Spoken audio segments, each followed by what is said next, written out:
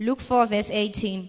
The Spirit of the Lord is on me, because he has anointed me to proclaim good news to the poor. He has sent me to proclaim freedom for the prisoners and recovery of sight for the blind, to set the oppressed free, to proclaim the year of the Lord's favor.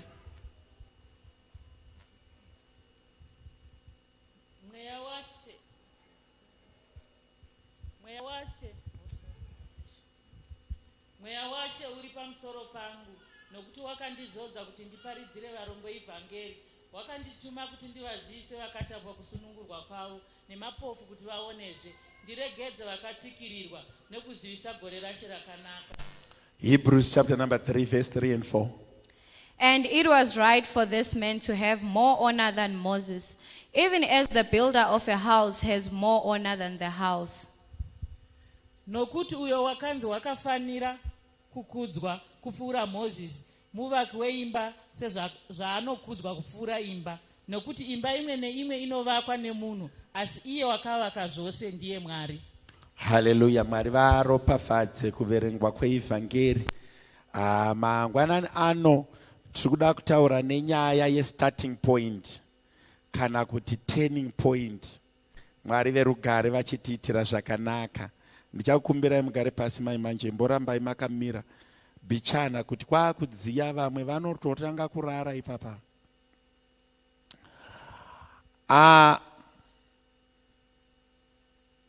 Tu yacho inoti, who kept faith with God, who gave him his place, even as Moses did in all his house. Amen and amen. Ngati vane patinogara pasi. Mangwanani ano kune chinhu chinonzi starting point kana kuti turning point. Patiri kuti starting point kana kuti turning point, pane mhanto mbiri dzeforce inoshanda. Pari kunonzi mweya washe wakandigava uri pamusoro pangu, akandizodza kuti ndiparidzire varombo. Ukaenda kumashure uko kuna Chronicles inozonoverenga ichiti, kana vanhu vangu vanodanwa nezita rangu vakasiya zvakaipa vakadatsvaga chiso changu, ipapo ndichanzwa kuchema kwavo. Time to time pane zvinhu zvinoitika muupenyu zvekuti you need to find a turning point, you need to find a starting point. Ukati fambe mukurarama, Mwari ngavakubatsire umbowana pamwe paunoti ndasvamba pandafamba, but pandasvika I now need to start again or to turn from the direction that I am walking with. Pataverengesa panabri Hebrews apo, Paul achinyora kuvaHebheru, anonyora kuvanhu vaakamboparidzira obva ati iye pavhesi ya4 ndo yandiri kuda idzoserei. For every house has a builder, but the builder of all things is God. Kana uri munhu wakamira uri wega uchivaka imba, pairi kuvakwa vanhu vanoti baba namai ningi vavaka imba, kana kuti vatenga imba, kana kuti vatenga motikari, kana kuti vazodai, but kumashure kwavo kune simba ririko. Remember, zvinhu zvinoitika panyika yevapenyu zvine vaiti vaviri chete, hazvina vatatu, hazvina 4. Zvinhu zvese zvamunoona pasi pezuva zvine vaiti vairi. There are 2 doers of works upon the face of the earth. The first doer is God. The second one is the devil. These are the only kingdoms that exist. And by doing one thing, it means you are aligned to the other kingdom. Parikuvakwa, either arikuvaka ndi Satani kana ndi Mwari. Asi vanhu hationi Satani pabasa, vanhu hationi Mwari pabasa, tinoona midziyo yaari kushandisa. Taurira mwe munhu kuti pane vanhu vaviri vanoita zvinhu. Wekutanga ndi Mwari, wechipiri ndisatani. Isu tese Bible rozoti Bible panorozonzika imi muri muwembu wehari ndiumpei sezvamunoda, kureva kuti panyika pane vanhu vari kuumba hari, Satani ari kuumba dzake, Mwari ari kuumba dzake. Kana uchitofamba so, tsoka dzako dzina akadzitakura. Either wakatakurwa kukingdom ya Satani kana kuti wakatakurwa kukingdom ya Mwari. Ende kana vanhu vakukusimudza, havakusimudzi out of the principle, vanokusimudza in the principle. Why? They can either raise you in the kingdom of the devil, or they can raise you in the kingdom of God. And all people that have been given divine power, which means power from the deigned, there are two powers, the evil deigned and the good deigned. Kana vanhu vakukutuka nekukuroya, vanokuroya vari kuna Satani. Kana vakukuropafadza, anoita zvekuropafadza ndiMwari, vanofanira kushandisa zita raJehovha. Saka patiri kuzomira tichiti vanhu vavaka kana kuti vanhu vauraya, Bible rinoti pane murume umwe chete akauya panyika, akauya kuzoba, kuuraya nekuparadza. But haaparadzi ari ega, pane vaanopfeka, pane vaanoshandisa. Saka kana wofamba uri muKristu, hana yako ngairege kurova. Tenda kuti tsoka dzangu dzina akadzitakura, nezwi rangu rina akaritakura, kana ndatenda munaShe. Amen and amen. Pamwe pacho, do not feel big, but make him big. For the word of God is saying, the builder is, and to every house there is, the owner is not on the house, but the builder. The owner is not given to the house. Pamwe pacho sema Kristu ka, pandiri kuti you need a starting point. Pamwe pacho unofana kumbogara, so what am I doing? What is happening? When you have positive mind, you attract God's kingdom. When you have a negative mind, you attract the devil's kingdom. Munhu achisikwa pandakatanga kuparidza panzvimbo ino, ndainyatsotsimbirira chinhu chinoti munhu we have the human, the flesh. We have human, the soul. We have human, the spirit. A human being was given choice to do good or to do bad. When you do good, you are raising the kingdom of God. When you do bad, you are raising the kingdom of the devil. Why? When the angel rebelled in heaven, they were not killed, they were thrown on earth. Panyika paimbouya vana Gabriel, ndopakauyawo Lucifer. Lucifer yaitwa a great angel of praise, but Lucifer has kudenga ari panyika, ane vanhu vaari kupfeka naMwari vari kudengawo, vane pavakaburutsa mweya mutsvene haagari kudenga, ari omnipresent panyika, kureva kuti Lucifer achipfeka vamwe, mweya mutsvene achipfeka vamwe. Kana mogara matare mukaona maakurongera kuparadza munhu, moziva kuti Lucifer ari pakati penyu ari pabasa. Kana maakuronga kusimudza munhu, moziva kuti denga ratishanyira. But there is always a spirit behind.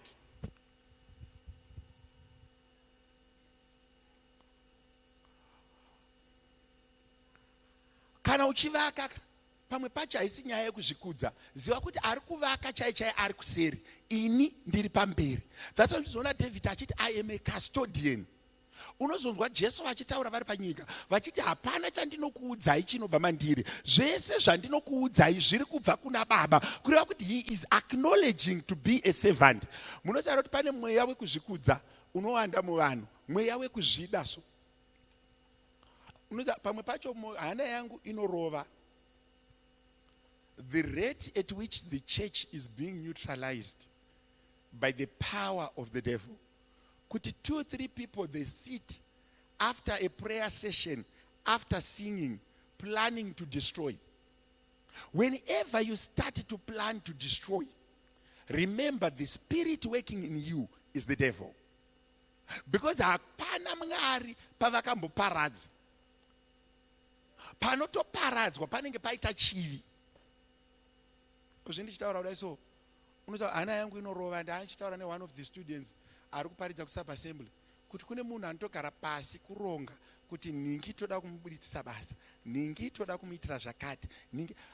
Pamwe pacho in life, I want to teach you this. If you want to go far, ukaverenga kuna Proverbs, ndisirawo Proverbs 20 verse Proverbs 12 verse 20b. Ingoisa yese yakadaro.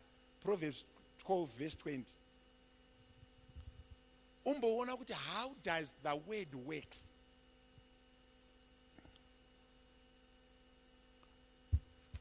Deceit is in the heart of those who designs evil. Kunyengera kuri mumoyo yevanhu vanoronga zvakaipa. But for those purposing peace, there is joy. Ndoda kuti ubate kuti kana munhu akava nemurangariro wekuva nerugare maari, anova nemufaro. Vamwe vanhu vatiri navo vane bitterness, vamwe vanhu vatiri navo vari anger, vamwe vanhu vatiri navo vakatsamwa. Why? They are ever planning evil. They are ever saying negative things. They are ever interpreting negatively.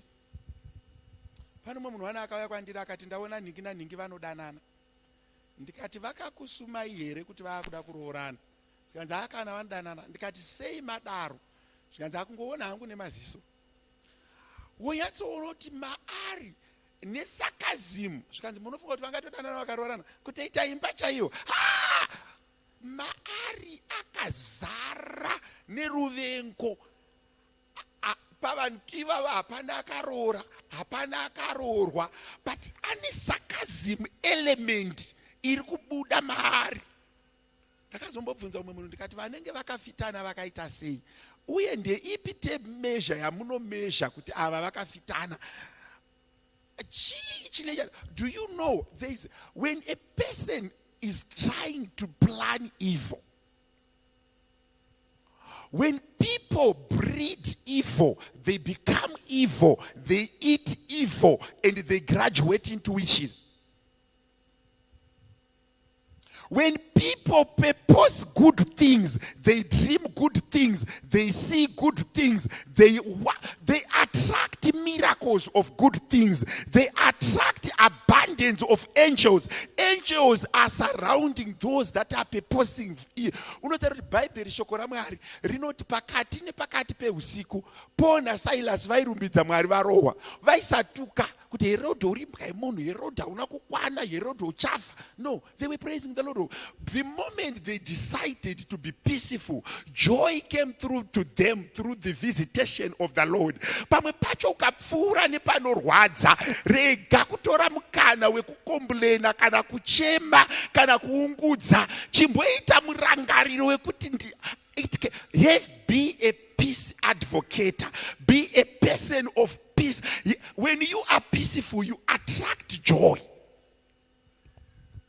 So many people are not being rich. Why? They are so negative. Very, very negative. Ndakambobvunzwa nomwe munhu zvikanzi zvinoita were kuti munhu waMwari apiwe mari yakadai. Imi ndimi mufundisi wechikuru.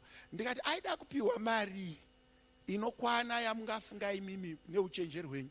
Kanzi akana. Handi akada kungoona munhu ari kupfuura, whether mwana mudiki, whether munhu mukuru, whether ari kurwara, whether haratidziki zvakanaka. Be a person of peace. Remove anger. Remove bitterness. Don't dream bad for others. You are attracting it to yourself. Unotaura kuti Zacchaeus in his all wicked things, kuti yaive mbavha, zuva raakachuza peace, akati murume uyu anonzi Jesu anotaurwa nezvake wekuNazareta, handigoni kumukwazisa ndiri mupfupi, ndoda kukwira mumuti. Zacchaeus anga asina kuronga kunoona Jesu kana kunodya naJesu, chake kwakuri kuda kungomuona ari mumuti. The moment he changed his mindset, when his mindset started to be positive to see Jesus, then a miracle happened. A starting point start with you being positive. When you are positive, munhu wese anoshuvira vamwe vanhu zvakanaka anowana zvakanaka. Munhu anoshuvira vamwe zvakaipa anowana zvakaipa. Why? As a man thinketh, so he is. Kana uine munhu wauruda kuti adonhe pasi kunyatsoti bhi kudonha kudai, rega ndikuvimbise ndichirevesa semuranda waMwari, kuwa kwako hakusi kure, kuri padhuze. Kana uine munhu wauda kuti arare nenzara, nzara haisi kure newe. Kana uine munhu wauda kuti agute, kuguta kwako hakusi kure newe. Do you know kuti a starting point imbowana pauno Jesu panoti ndauya kuzoparidzira vhangeri yakanaka kuvarombo kuti mapofu aone vasinganzwi vanzwe. He was bringing a turning point. He was bringing a starting point. Kana paine chinhu chausingagoni kuita panyika kushuvira vamwe vanhu zvakaipa. Umwe munhu akandifonera zvanzi mufundisi mandogara naye anogona kungofa anytime. Ari kurwara here ayo ari kudii kanzi haafungi. It's that kind of mind where we are starting from. We are starting from the negative. Iye ari kuona rufu rwemwe munhu padhuze. Iye ndia. Do you know that life is structured when you decide? The Bible says they purposed in their heart and things started to happen. I need a new beginning. I need to start again. Purpose in your heart to see good.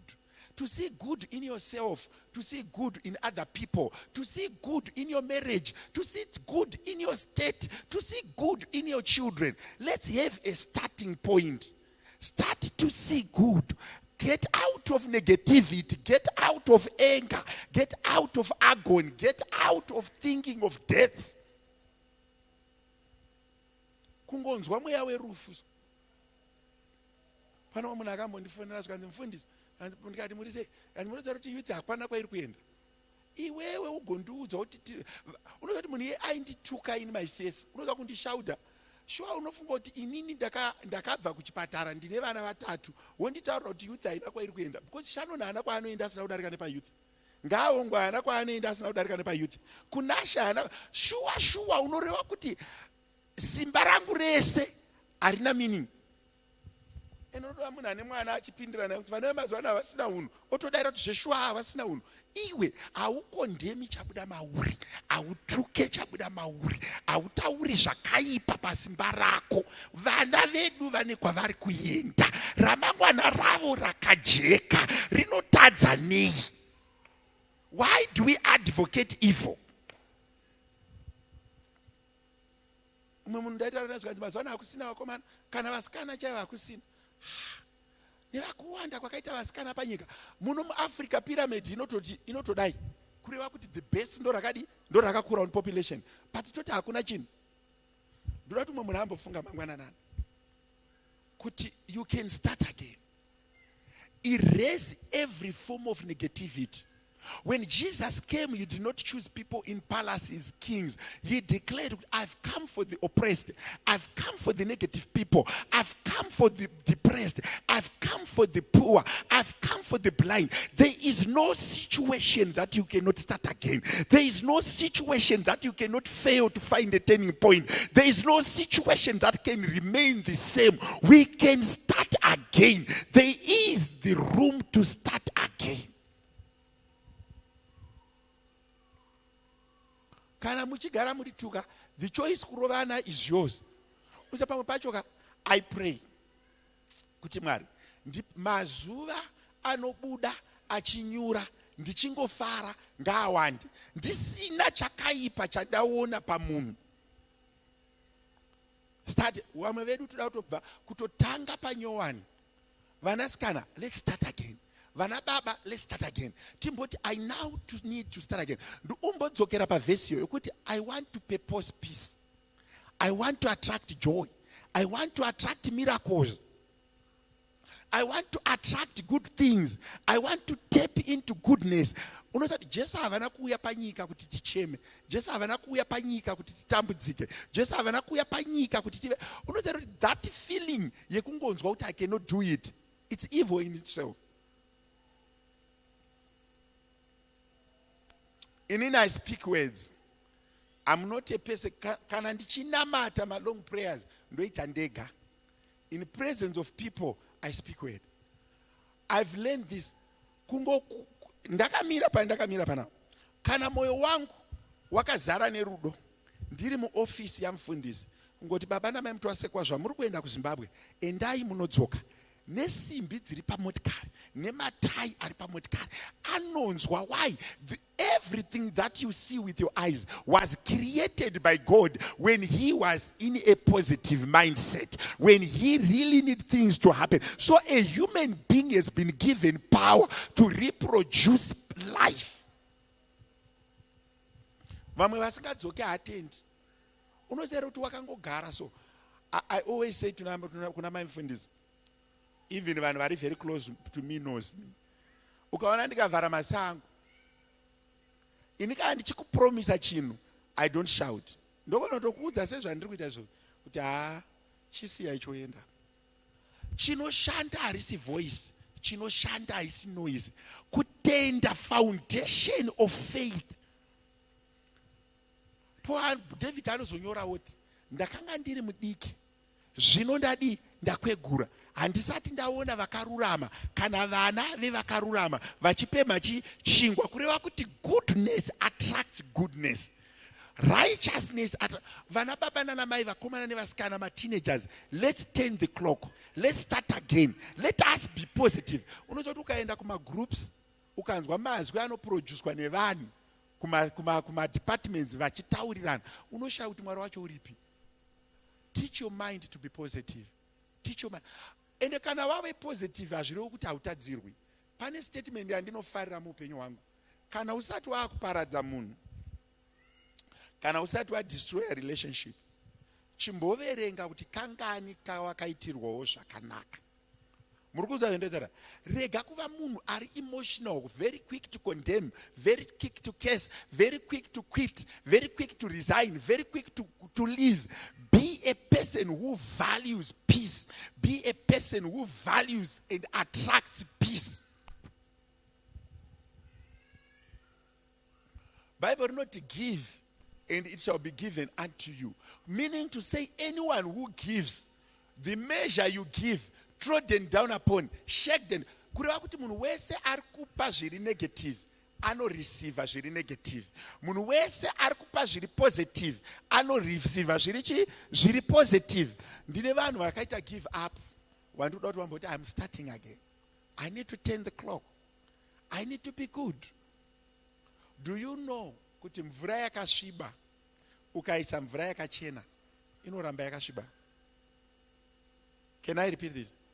Kune mwe munhu wekuti no matter how good you do to them, when themselves are not ready for peace, there is no peace. Can I repeat this? When they are not ready, unozoti pamwe pacho unogona kubikira munhu, ugoitira munhu zvakanaka, kana iye maari musina the seed, hapana zvazvinoita. Mauri unozoti inini munhu achitoenda kuinterview chaipo, ndinongofunga kuti basa rese rataendera kuinterview nderedu. That's my thinking. Kana tatotsika netsoka dzedu tatora, but patiri kuenda ikoko taenda nemweya upi? What is behind us? Unoza pane pamwe pekuti ndinombotasa totoke. Kana wakutaura, uri kutaura nemweya upi? Kana wakuimba, uri kuimba nemweya upi? What is the foundation? Ndoda kuti vamwe vanhu vamboita turning point masikata. Turning point. Mamwe madhimoni chaiwo ari kudominata nekuda kwezvatiri. If you have so much anger, it's very easy to attract demons. If you have so much bitterness, it's so easy to attract bitterness, to attract evil spirits. It's never too late to start again. You can start a life. You can be positive starting this minute. It's your decision. The moment you start to be positive, angels start following you. Not tomorrow, not kuswera mazolo. Today, Zakeo paakangochuza kuti ndakuda kuona Jesu handisi kunotora tax, ipapo ndo pakatanga kuchinja upenyu. Kune munhu wandokutaura naye, we need to cultivate and, you know, when we are Christians, we need to be free from certain spirits. Moyo wangu une that aging. Pane vanhu vekuti they cannot start again. Vari vega vandiri kuda kutotangisa inini. Haasi kukwanisa kureceiva zvaanofanira kureceive. But mandiri da vanhu vari kumboti I'm turning again. You know, I was praying during the week. concerning my resources, my finances, and my individuals. The Holy Spirit was saying to me, so many people are negative about money. They don't appreciate money. They don't love money. They think money is for them. They don't know that money is for God. Kune vanhu vanofana kutransforma musoro mavo. Tanga kuzvifunga kuti mari ndeyaMwari, asi inofana kupfuura nepandiri. Manzwa zvandinokuudzira, inofana kupfuura nepandiri. Kana yakunotenga mabhazi acho ngaapfuure nepandiri. Do you know that God will never have houses, but the houses of God, we hoard them. The money of God, we hold it. Vana vatinavo avazi vedu, takavapiwa naShe. Remember, Mwari pavanga vakuda muprofita vakabata dumbu rahana kuti Samuel aberekwe. Saka nevana vatinavo vamwe vachava havana kuuya for us, they are for the kingdom. Can I repeat this? Havana kuuya for us, they are for the kingdom.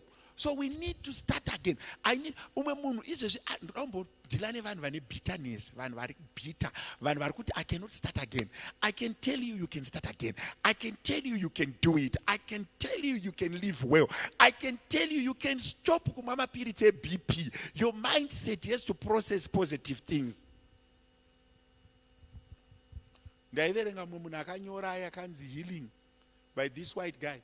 Aiti vanhu vese vanomwa mapiritsi eBP is that akanzwa chinhu haana positive reception, ane negative reception. Saka zvinonokwidza mablood cells nemaadrenaline nechini. But kana uri munhu unoziva kuti ndaiverenga about HIV and AIDS. It's one of the courses that we do as pastors. Munhu akatesta positive nhasi akafunga kuti ari kufa, haararami the next 2 years. But akatesta akatenda kuti it's a condition yaamandiri I live with, anochovha 20, 30, 40 years. Vamwe vacho vari kutofa at old age. Why? Atenda kuva positive. Muri kunzerera. And medication yacho inoshanda nemindset yemunhu. That's why I say, oh, umwe munhu kungonzwa kuti munenge mune cancer. Akutosendera vanhu mamessage. Cancer confirmed. Cancer confirmed. Cancer confirmed. Nemadhimoni ecancer akutouya akutonamira pauri. Vasikana, musara muchichengeta vana vangu. Cancer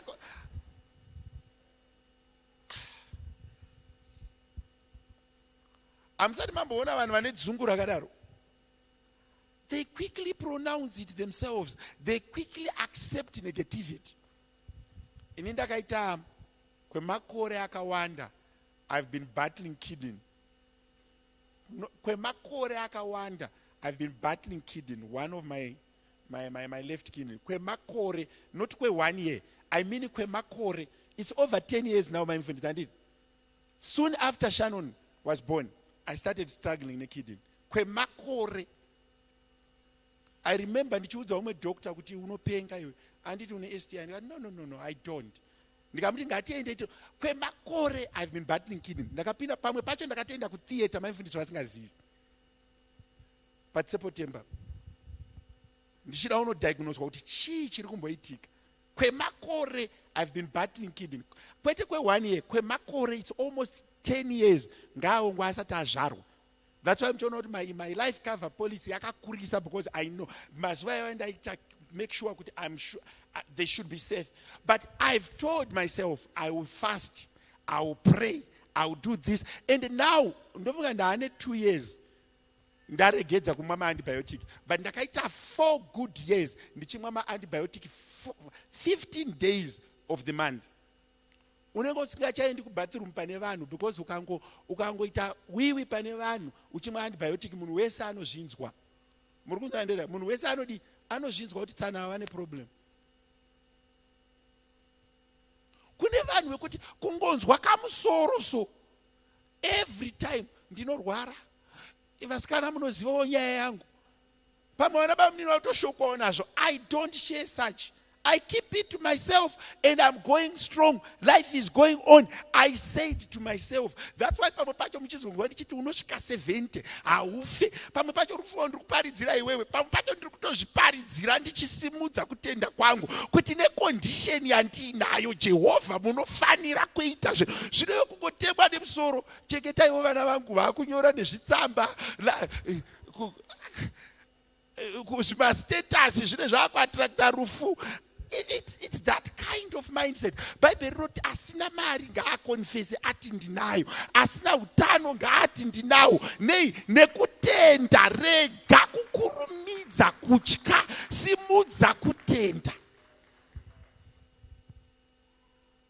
For 10 years indaidriva zvokuti ndikadriva mazuva ano ainyatsodriva chaiwo, ndaipaka paroad ndombomira ndotovaudzawo kuti I am stuck, the left hand is not working. And mazuva ayo atisati ane maauto taidriva mamanyuwa. Ndorangarira kuti ndakapaka between, I think before Transcorp, ndakapaka 5 hours kusina chinhu chaiuya kuruoko, kusina chinhu chaiuya kwese, kusina chinhu. Ndichifamba nomwe kaarchitect ainzi Amukelani asingadrive.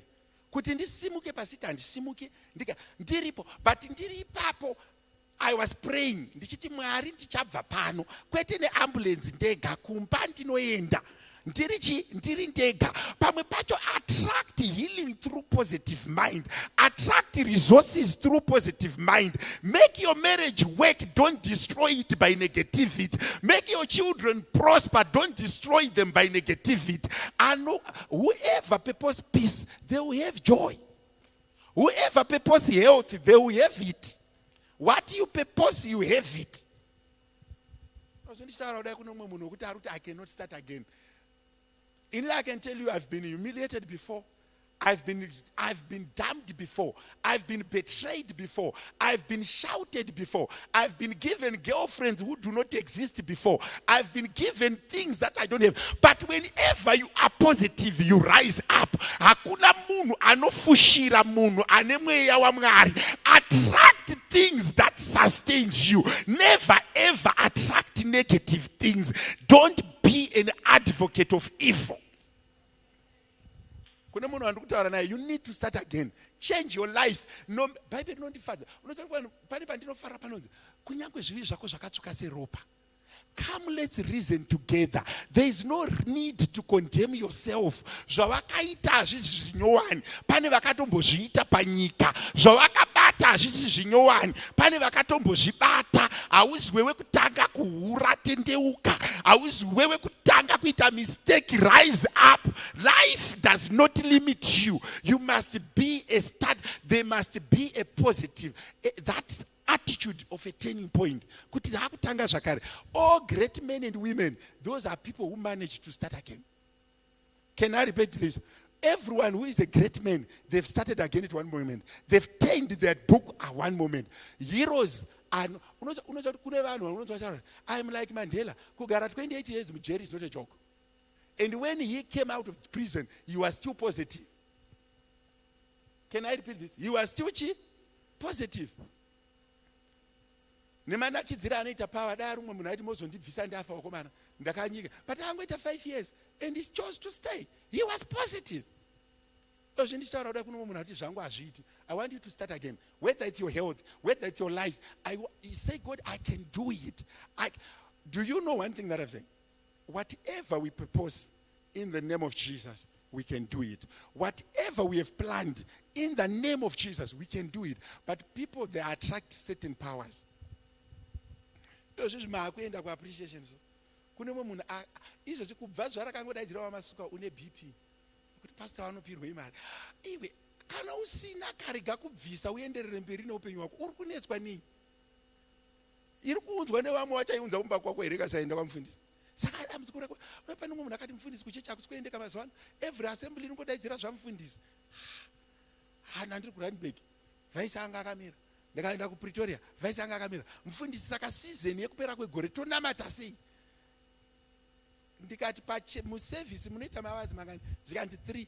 Ndikati yechiziviso cheappreciation mawazi mangani? Asi havari kutora nguva even 10 minutes. Ndikati torai maheadphones. Kana vatanga kudaidzira zvimwesa maheadphones, kana wapedza mubvisa munamate Mwari.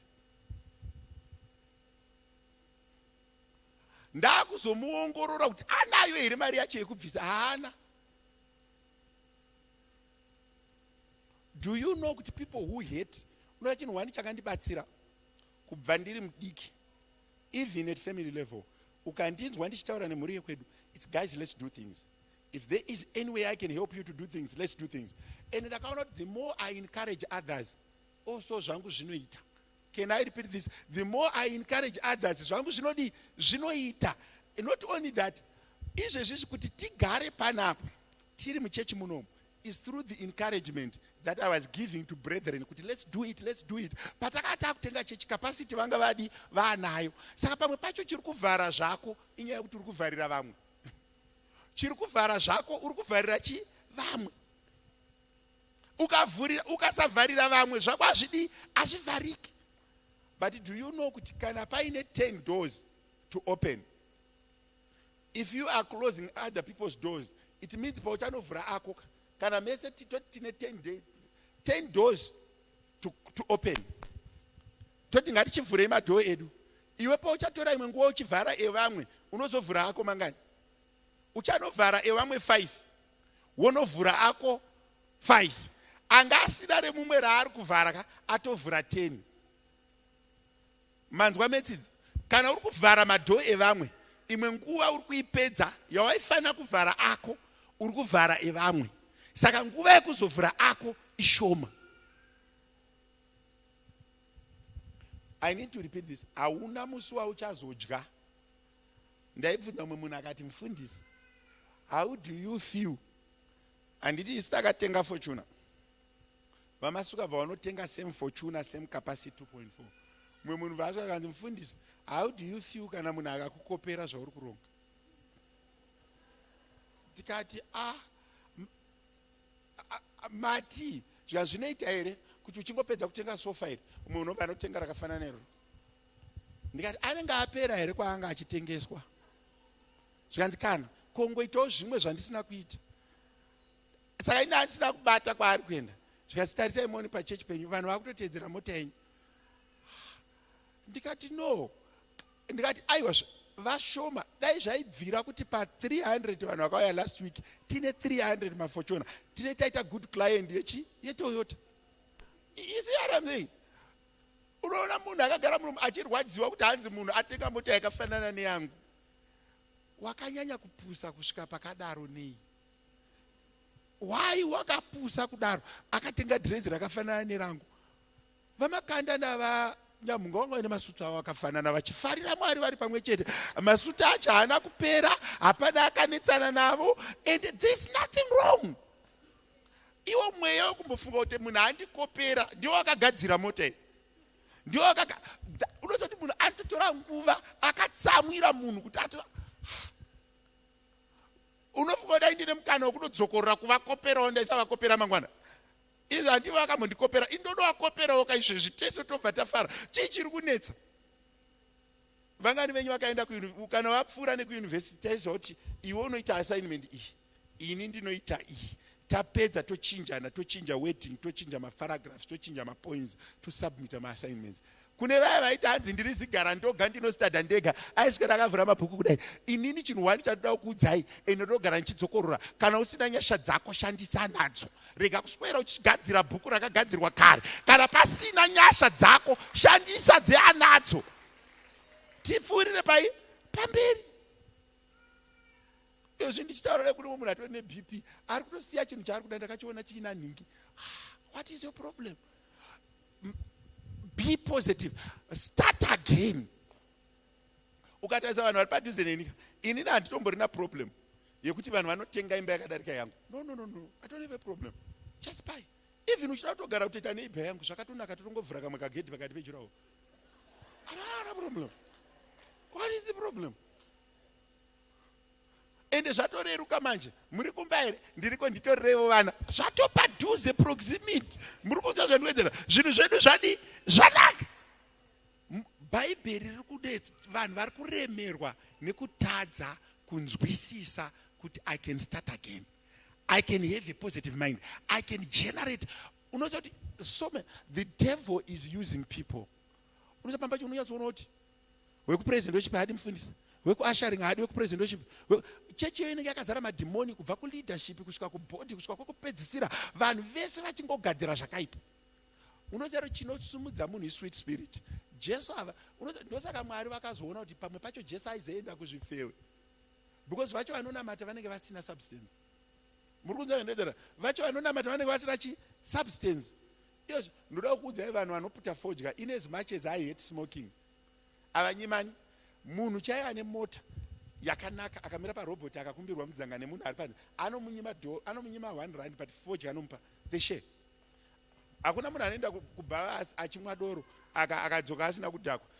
Vanotomunyima yemuriwo, asi yekuti tichinjane ine iripo. Muri kunyanya yemuriwo havamupi, but kuchechi kunoku pakaipa. Munhu anenge ane tumapaketi emaputi, muchitotaura mese uchifunga kuti pamwe achandipawo, but aridza. Apa ndotorevesa munhu anenge ane tumapaketi emaputi kudai. Achitya pano vamwe mai vakaenda kumusangano, wadzoka zvikanzi mufundisi muofisi mangu, hanzi ndaigara namainingi, vaive nemaorenji, mabanana, maapple, magrapes. Ndikati saka murume menyu makanaka, hanzi akana vaingodya havo tichitaura kukempi. Unotanha 9 magrapes uchirova, umwe ari pasaidi muchitotaura nyaya, uyatsoona kuti mweya wacho wakaoma.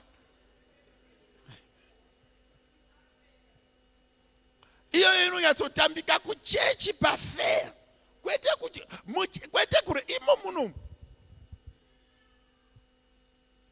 Pane imwe statement inoitwa nevanhu vanonamata, mazuva ano zvinhu zvakatiomera kumba uko.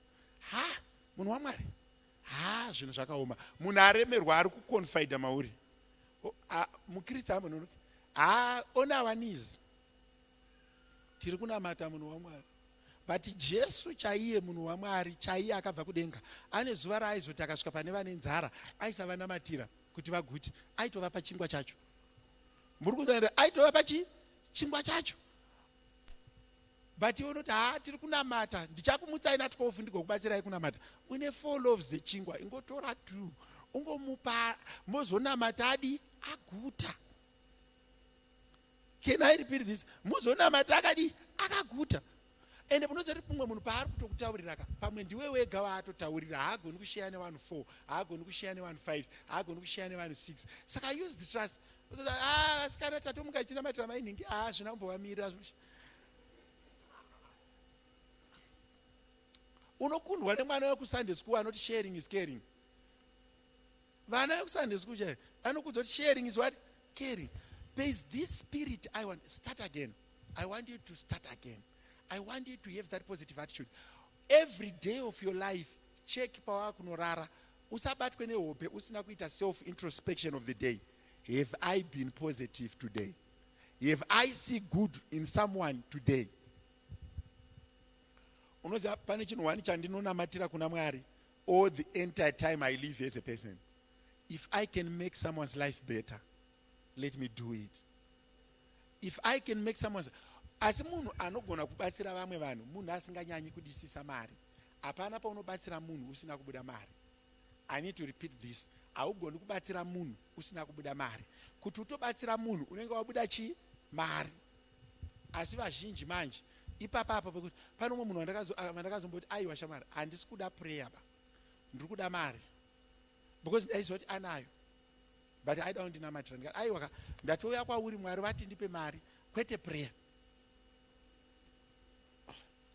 But munoziva kuti kune mumwe munhu kuti anotorasa. Izvozvi taakupinda muna December, pandiri kuti change your mindset.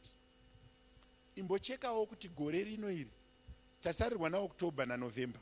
Titori muna October, tasarirwa naNovember. Ndoda kuti umboita zvinhu izvi ndisati ndatanga kunamata nevanhu. Ndoda kuti umbocheka kuti mwedzi uno wakabhadhara chegumi kangani. Ndoda kuti ucheka kuti gore rino, kwete mwedzi uno, gore rino. Ndoda kuti ndicheka kuti gore rino, what did you do for your family? 1, what did you do for God? Tine maprinciples matatu atiri kufamba nawo: Mwari, muri, mari. Ndoda kuti umbotarisa zvinhu 2 izvi. What have you done for God? And how much have you stored from the Lord? Wakaba zvakadii kuna Mwari. Chechipiri, I just want you to go and check yourself. What did you do to your family? including waunogara naye, then family at extended level, what did you do for others? Uine murangariro iyoyo wozoti Mwari ndirapafadzei. Ndoto umbozvibvunza kuti kumhuri yandakaberekwa, what did I do? Umwe munhu ari kuti baba namai vakashaya, fine, but pane vakasara, what did you do? Uchaona kuti salary yako yese hauna chawati waitira mumwe munhu. Unoita kuti vanhu vazhinji vanokudza kuti hatitori munhu kuZimbabwe, hatina mari, we are not able to sacrifice. Ini namaimufundisi tiri true, takaroorana from day one. Hatina musi watakamborara pamba pedu tichiti inini maimufundisi Shannon ngaongwe nakunashe, we don't remember that day. Kana tichitoda that time we go away, kutoenda away chaiko kutoti taenda kuholiday, but we don't get that time. Why? We have seen kuti pamwe pacho in sharing zvinoita vamwe hamugari navo, asi kana musingagari navo vaitirewo zvakadi zvakanaka. Can I repeat this? Kana musingagari navo vaitirewo zvakadi zvakanaka. Havazi vese vada kutorwa kugara navo, but pamwe pacho pandiri kutaura kuti start again, haugoni kustart again usinga kueffecta vanhu vari padhuze newe. Vamwe izvozvi muna December muno vabereki venyu vakativenga. Why? They think mapastors ari kudya mari yenyu yese, but haugoni kuita mukristu ana Mwari asingachengeti vabereki, asingachengeti vekwake. You are not complete. Start again. Ko waunogara nawo padhuze, how much evil. Kuno munhu kuti anongofara kana vanhu vachiparara.